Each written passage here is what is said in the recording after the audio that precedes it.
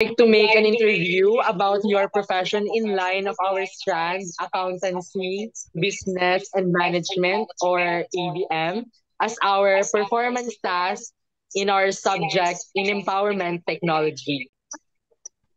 This interview will help the grade 10 students to get to know more about your profession and to guide them on what strand to take as incoming grade 11 students soon. Now, let's start with the first question, Miss. Can you tell us about yourself and can you tell us about your profession? Hi, okay. So, good afternoon, everyone. So, I am Mariel Panyaroyo, and I graduated in University of St. LaSalle way back in 2022 with a bachelor's degree in accounting information systems. So, just like you guys, I also took ABM in senior high. So, I was actually the first batch of senior high school. And then for accounting information system, since it's really an integration of IT and accountancy, so I think I was also the first batch in LaSalle to graduate that. So when I graduated, I actually applied to a couple of accounting firms or audit firms. But one thing's for sure, I don't want to really proceed with audit or tax. So I went with consulting or advisory, and then actually applied with SGV, PwC, but then a senior of mine in LaSalle was in Reyes Tacandong. So that's the company I work at. So it's also one of the audit firms here in the Philippines. So our office is actually in Makati. So currently, I've been doing compliance regulatory consulting. So under our service area, our service line rather, it's basically data privacy. We deal with service lines such as data privacy, anti-money laundering, Sarbanes-Oxley Act, if you're familiar with those. So it's more on the compliance audit rather than the financial audit side. Yeah. Yeah, so that's currently what I'm doing. Okay, so um, you mentioned kanina na you're a consultant. Check, may Mm-mm. check to me. Compliance, So what yes. are the different things you're doing in your job or your job description? Mm-mm.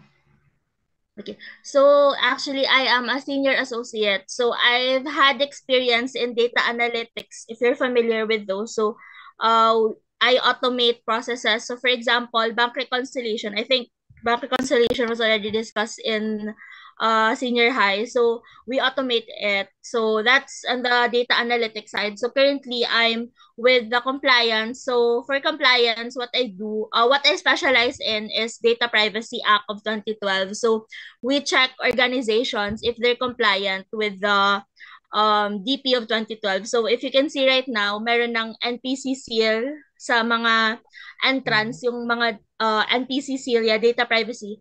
So what I do is document those up to that point. So basically, we have walkthroughs, threshold analysis, privacy impact assessment, and then we also do risk assessment and treatment plan. So I deal with different clients across a variety of sectors to be compliant with the data privacy. So that's my day-to-day work here at RT right now. Wow, what an amazing job you have, Miss. Um, so syempre, we all know na hindi man tanan ng mga jobs ng hapos, we all know nga budlay-budlay siya. So what are the challenges you encountered in your chosen profession, Miss? Mm-mm. Yeah. So, yep. So basically, the first challenge when I started working here is that compared if you actually took accountancy or any accounting course, it's primarily rooted on management accounting and then audit and tax. Compared to mine, we also have law in college, but it's not as comprehensive as what I'm doing right now. So uh first challenge really is for me to study again, like really the technical skills, since um mostly what I've learned in undergrad is just theoretical, and I don't know how to apply it in actual practice. So that's the first challenge. And then since it's consulting, I do a lot of client facing activities, walk through, and then communicating with the client. So I guess that's another challenge. Like, how do you deal with different people, even the executives? How do you approach them? Especially they're really hard people to talk with. So yeah, if I would think of a challenge, those two are the top challenges that comes into mind. And then what else pa ba? Siguro with the especially we're a digitally transformed environment na. So it's to keep up with the digital transformation within the environment. So you need to be updated with the current trends in the technology so that you can also be you can keep up with the different people across your organization, especially with the client.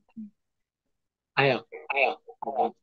Okay, so um most samon ng mga EDM students nang gusto manamon ma-achieve or